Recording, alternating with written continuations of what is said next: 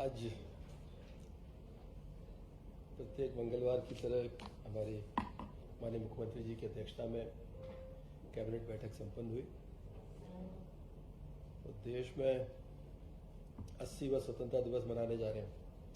माननीय मुख्यमंत्री जी ने बैठक में विशेष रूप से इस बात को बताया कि ये पहली बार ऐसा होगा 80 साल में कि जब माननीय प्रधानमंत्री 15 अगस्त में लाल किले की प्राचीर पर जाएंगे तो वंदे मातरम का गान होगा। ऐसा देश में पहली बार होगा आज़ादी के बाद। उसके बाद जो हमारा राष्ट्रगान है और दूसरा अपना जो प्रक्रिया जैसी चलती थी वैसी चलेगी। तो एक हमारे लिए बड़ा गौरव का विषय है। तिरंगा यात्राएं निकाली जा रही हैं, बहुत सफलतापूर्वक निकाली जा रही हैं।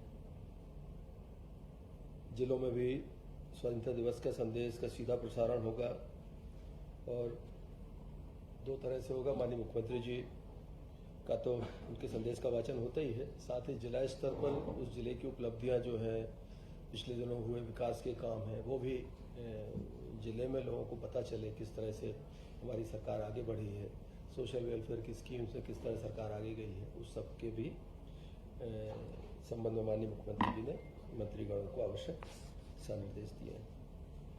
जन विश्वास अभियान को लेकर भी चर्चा हुई है। जन विश्वास अभियान के पहले सप्ताह के बड़े अच्छे रिजल्ट्स आए हैं। उसमें पूरे मध्य प्रदेश के अंदर चाहे अधिकारी हो या मध्य प्रदेश में जन अभियान, हमारा जो जन विश्वास अभियान है, इसके शुक्रवार के दिन की जो रिपोर्टिंग है पूरे प्रदेश में, चाहे शासकीय स्तर अधिकारियों की हो या राजनेताओं की हो, बहुत ही बढ़िया इसके परिणाम निकल के आ रहे हैं। मुझे लगता है कि आगामी समयों में जो स्थानीय स्तर की छोटी छोटी समस्याएं रहती हैं उनके निराकरण के लिए और सरकार से सीधे संवाद के लिए एक बड़ी महत्वपूर्ण हमारी ये एक माननीय मुख्यमंत्री जी के मार्गदर्शन में एक कोशिश है सरकार की। होम स्टे का भी विशेष रूप से उन्होंने उल्लेख किया है कि मध्य प्रदेश पर्यटन बोर्ड टाटा स्ट्राइक के मध्य 2 वर्ष की अवधि के लिए जो MOU निष्पादित किया गया है, इसमें होम स्टे इकोसिस्टम में लगभग 1000 हितग्राहियों को कौशल प्रशिक्षण देने की बात भी हमारी सरकार ने करी है और 1000 वो लोग जिनके अपने मकान हैं और होम स्टे के रूप में व्यवसाय कर सकते हैं। ये खुद के व्यवसाय के लिए एक अच्छी परियोजना है जो मध्य प्रदेश में इसको आगे बढ़ाने का काम हो रहा है। 14 तारीख में विभाजन की विभीषिका स्मृति दिवस के रूप में भी कार्यक्रम होंगे। जिला स्तर और संभाग स्तर पर शांति मार्च, मौन जुलूस आदि निकाले जाएंगे। मुझे बताते हुए बड़ी खुशी है कि माननीय मुख्यमंत्री जी ने पुलिस विभाग में जो हमारी सरकार ने किया है कि 58 संवर्गों में 27,534 पुलिस अधिकारी और कर्मचारी पदोन्नत हुए हैं। मुझे लगता है एक साथ पुलिस डिपार्टमेंट में इतने प्रमोशन से पहली बार हुए और इसके कारण हमारा जो स्पेस बनेगा भर्तियों के लिए वो सबसे महत्वपूर्ण है। प्रमोशन के कारण भर्तियां अटकी हुई थी, प्रमोशन होने से भर्तियों का रास्ता खुलेगा।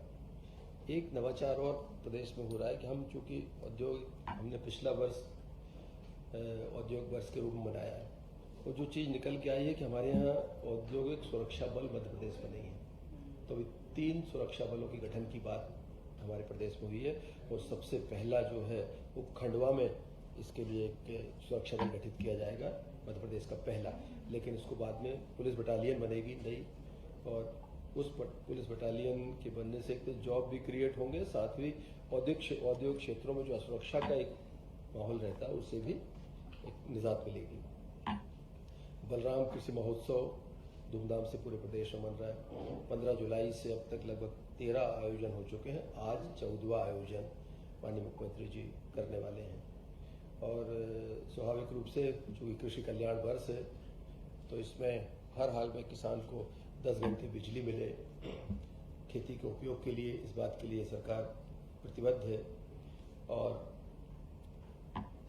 कृषि कल्याण वर्ष में दुग्ध उत्पादन, हमारा जो व्हाइट रेवोल्यूशन है जिसे कहते हैं, उसमें बहुत मध्य प्रदेश में बहुत स्कोप है। अभी सांची ब्रांड का जो हमारा उसके ब्रांड के आधार पर हम ये कह सकते हैं कि अभी हमारा उत्पादन लगभग 12% है दूध का। इसे हम 20% लक्ष्य पर ले जाने के लिए कटिबद्ध हैं और जिस पर विभाग भी काम कर रहा है। ब्रिक्स का एक महत्वपूर्ण आयोजन हुआ और माननीय प्रधानमंत्री जी के नेतृत्व तो पहले G20 बैठकों और अब ब्रिक्स की बैठकों के माध्यम से भारत की अंतर्राष्ट्रीय पहचान उज्जवल हुई है। मध्य प्रदेश भी सौभाग्यशाली है कि हमें ब्रिक्स की दूसरी बैठक की मेजबानी करने का अवसर मिला। और जैसा माननीय मुख्यमंत्री जी ने बैठक में बताया कि मुख्य थीम जो रही है वो लचीलापन, नवाचार, सहयोग और स्थिरता के निर्माण के संकल्प के साथ आयोजित इस 3 दिवसीय वैश्विक समागम ने राष्ट्रीय कूटनीतिक और सांस्कृतिक सहयोग का एक नया इतिहास रचा है। इसमें 14 देशों के 55 उच्च स्तरीय प्रतिनिधि शामिल हुए। 11वीं विश्व संस्कृति मंत्रियों की बैठक, भोपाल घोषणा पत्र को अंगीकार करना, इस तरह के बड़े दूरगामी परिणामों को लक्षित करते हुए एक बड़ा आयोजन यहाँ पर संपन्न हुआ है।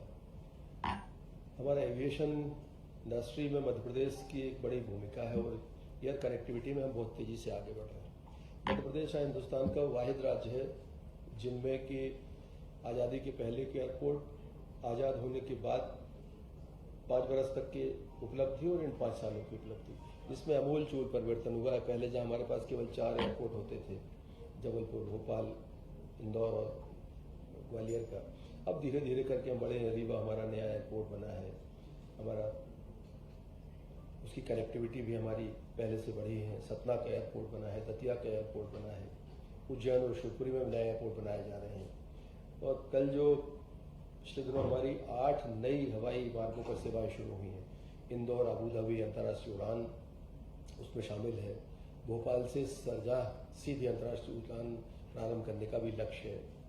और भोपाल से रीवा, भोपाल पटना, रीवा कोलकाता, जबलपुर कोलकाता, ये भी प्रारंभ की गई। तो हम ये कह सकते हैं कि हवाई यात्राओं के मामले में ही मध्य प्रदेश काफ़ी आगे बढ़ रहा है। एक और चीज़ आज हमारी कैबिनेट मीटिंग में जो हुई, भोपाल को मेट्रोपॉलिटन बनाने के लिए मेट्रोपॉलिटन की तर्ज पर इसको विकसित करना है। उसमें जो सराउंडिंग्स है, आसपास के हमारे बड़े शहर हैं, उनको किस तरह से जोड़ा जाए, भोपाल से किस तरह उनको सुविधाओं में और शामिल किया जाए, तो बड़ा एक मील का पत्थर साबित होगा। एक 6 लेन यहाँ भोपाल से मेट्रोपॉलिटन बने तो विदिशा को एक भोपाल विदिशा मार्ग का उन्नयन कर रहे हैं। 2 लेन से 4 लेन करेंगे, इसको पेवर शोल्डर निर्माण किए जाएंगे और ये लगभग पहले इसको 1467.42 करोड़ की लागत स्वीकृत की गई थी, लेकिन बाद में इसको पुनरीक्षित किया गया तो 1617.70 करोड़ की राशि इसमें जारी की गई थी। और ग्रामीण क्षेत्रों में कृषि भूमि के लिए जारी नवीन मल्टीप्लिकेशन फैक्टर की लागत में 140 करोड़ की और वृद्धि हुई है। आज हम कह सकते हैं कि लगभग 1757 करोड़ की ये इस परियोजना को स्वीकृति मिली है। और ये इस परियोजना हेतु जो कंसेशन हमारा अवधि है वो 17 वर्ष की रहेगी। और इस मार्ग के बनने से भोपाल के साथ साथ विदिशा को भी एक बड़ा बाजार मिलेगा। विदिशा को विकास की सुविधाओं संभावनाएं बढ़ेंगी, क्योंकि स्वाभाविक रूप से जब मार्ग बनता है तो मार्ग विकास के रास्ते भी खोलता है, इंडस्ट्रीज के रास्ते खोलेगा। आपके होटल इंडस्ट्री है, वेयर हाउसिंग है, लॉजिस्टिक्स है, सारी चीज़ों का एक तरह से उनको लाभ मिलने वाला है। एक चीज़ और, भोपाल शहर के हिसाब से हमारा बाईपास, जो भोपाल बाईपास 4 लेन BOT टोल वाली परियोजना का जो था, उसमें पिछले 2 वर्षों में 145.87 करोड़ रुपए टोल एकत्रित किया गया और ये लगभग 77 करोड़ रुपए प्रतिवर्ष के हिसाब से ये टोल वसूला जाता है। इसका उपयोग मार्गों के उन्नयन, रखरखाव और राज्य बजट पर निर्भरता न रहे, इसके लिए इसका उपयोग करते हैं। तो आज कैबिनेट ने इस टोल संग्रहण की अनुमति अभी दी है 19/7/26 से इसको 31/12/31 तक 5 वर्ष के लिए लोक निर्माण विभाग को अंकित किया है इसको टोल बढ़ाने के लिए। इस पैसे से तो हमारी जो दूसरी परियोजनाएं हैं और मार्गों के उन्नयन और नए निर्माण में भी इसका उपयोग होता है। और बाईपास भी हमारा जो भोपाल बाईपास है ये अप टू डेट रहे, मोटरेबल रहे और लोगों को बाहर से यातायात करने के लिए सुविधा युक्त रहे, इस बात की चिंता भी सरकार लेती है। एक चीज़ और विशेष रूप से आज हुई, Indian council of agriculture research Bharat सरकार के अंतर्गत जो गठित उपक्रम है नेशनल सोयाबीन रिसर्च इंस्टीट्यूट, इसको हमने भूमि आवंटित करने का काम किया है।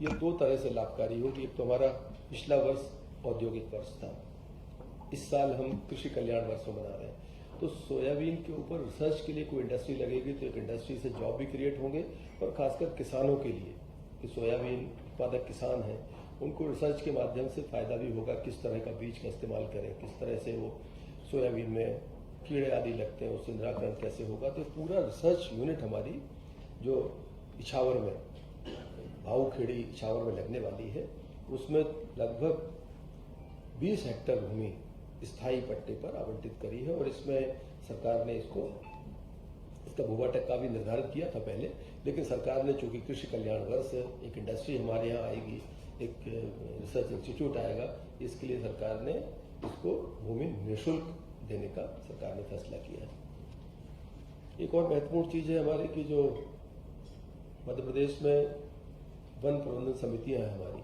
उनको लाभांश हम हर साल देते हैं।